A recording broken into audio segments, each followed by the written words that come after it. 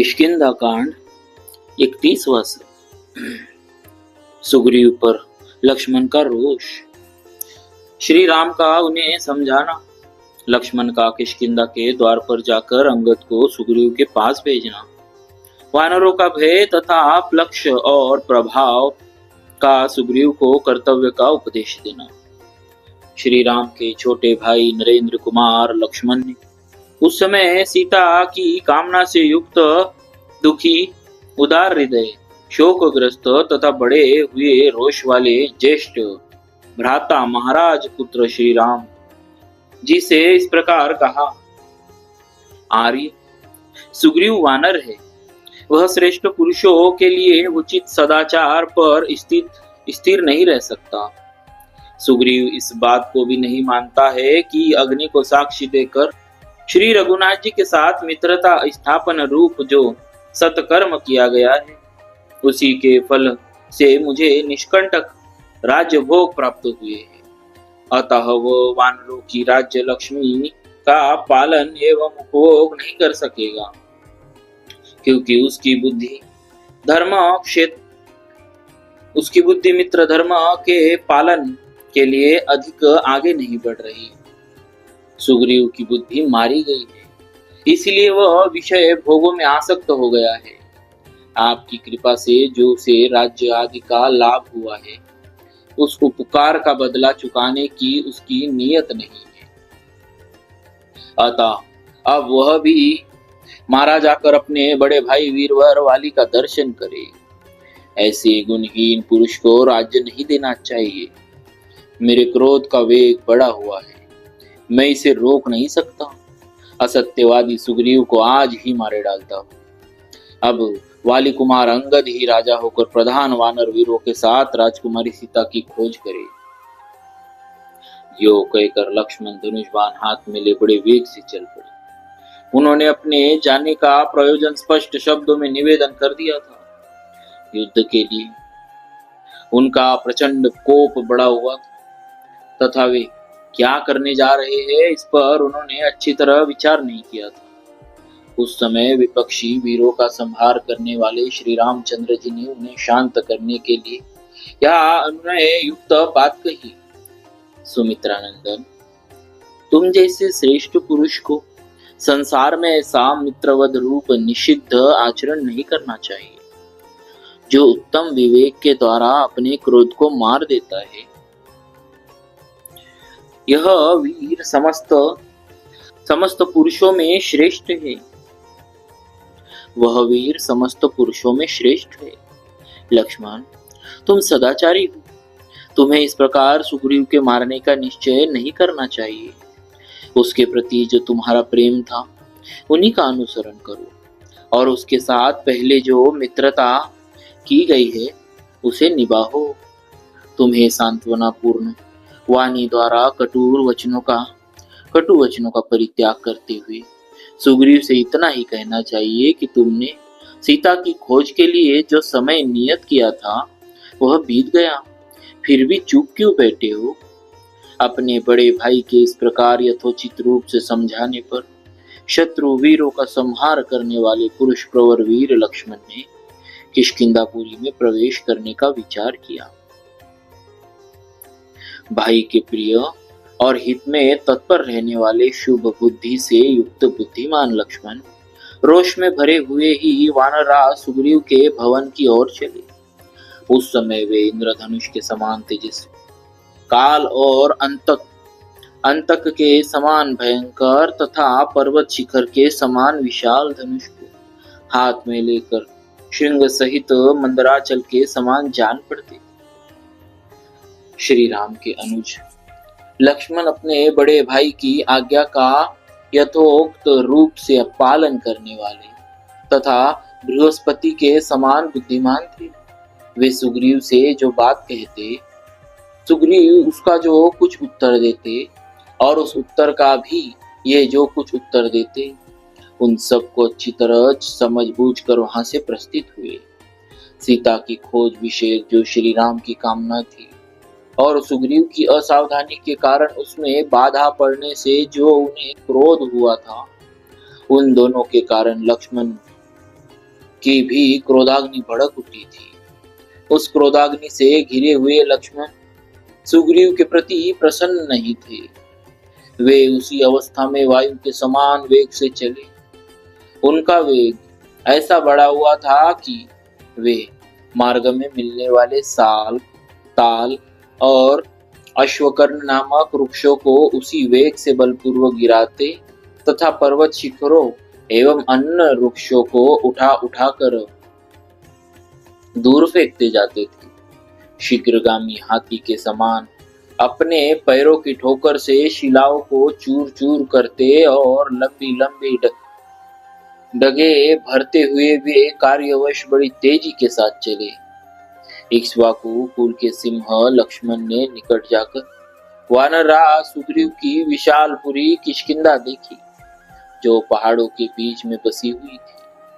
वानर सेना से व्याप्त होने के कारण वह पुरी दूसरों के लिए दुर्गम थी। उस समय लक्ष्मण के ओष्ठ सुग्रीव के प्रति रोष से फड़क रहे थे। उन्होंने किष्किंधा के पास बहुतेरे भयंकर वानरों को देखा, जो नगर के बाहर विचर रहे थे। उन वानरों के शरीर हाथियों के समान विशाल थे। उन समस्त वानरों ने पुरुष प्रवर लक्ष्मण को देखते ही पर्वत के अंदर विद्यमान सैकड़ों शैल और बड़े बड़े वृक्ष उठा लिए। उन सबको हथियार उठाते देख लक्ष्मण दूने क्रोध से जल उठे, मानो जलती आग में बहुत सी सूखी लकड़ियां डाल दी गई। क्षुब्ध हुए लक्ष्मण काल, मृत्यु तथा प्रलयकालीन अग्नि के समान भयंकर दिखाई देने लगे। उन्हें देखकर उन वानरों के शरीर भय से कांपने लगे और वे सैकड़ों की संख्या में चारों दिशाओं में भाग गए।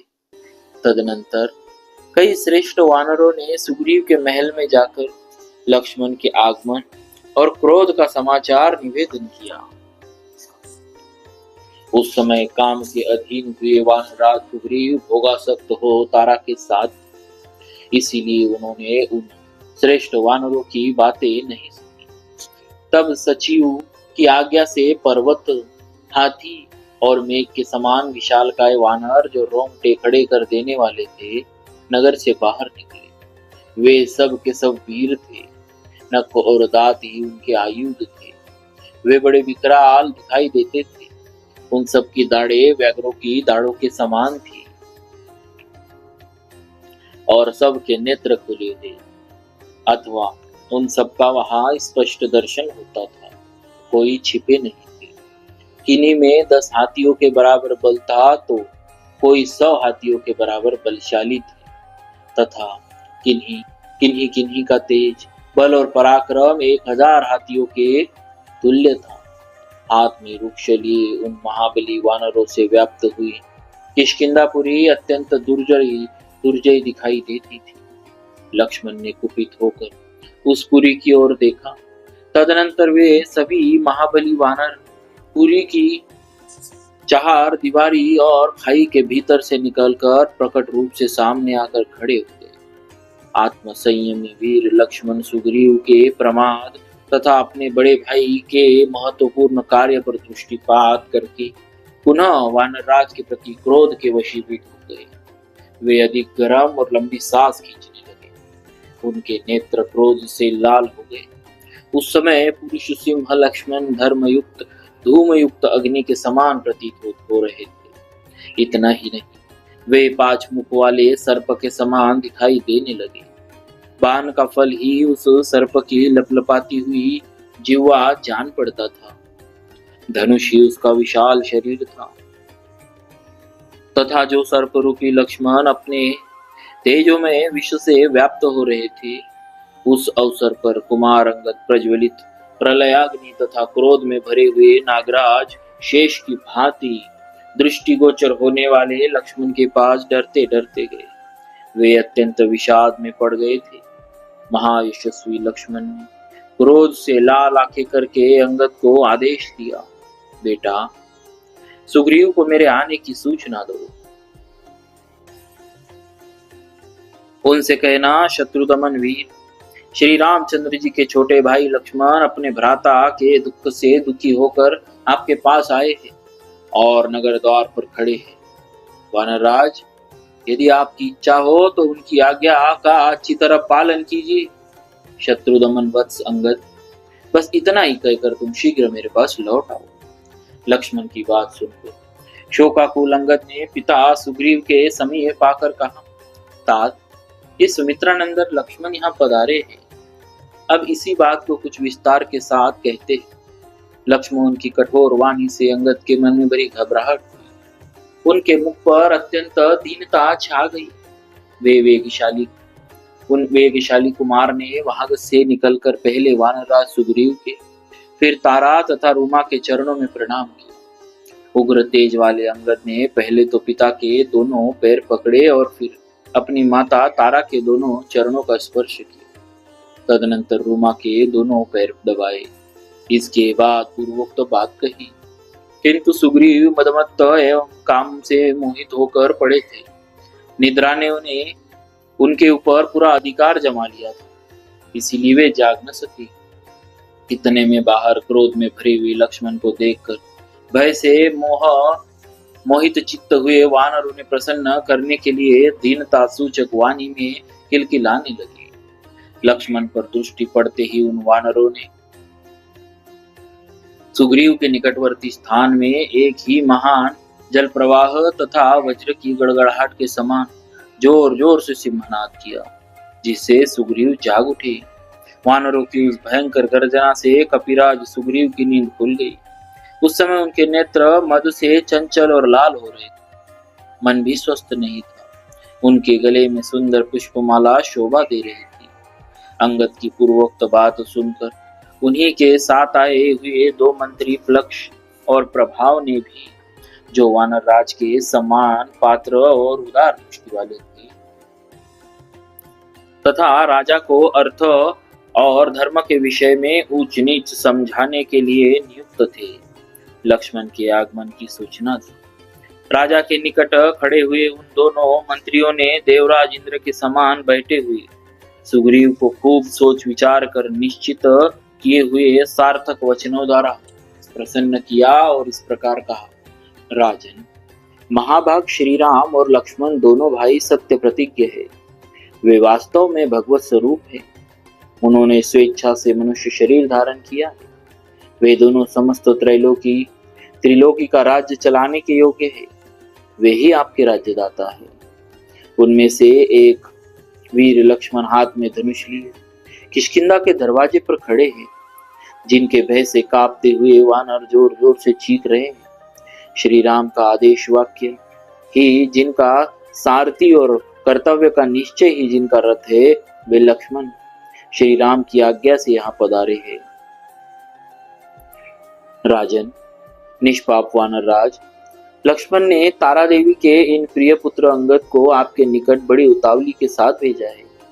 वानर पते, पराक्रमी लक्ष्मण क्रोध से लाल आंखें किए नगर द्वार पर उपस्थित है और वानरों की ओर इस तरह देख रहे हैं मानो वे अपनी नेत्राग्नि से उन्हें दग्ध कर डालेंगे।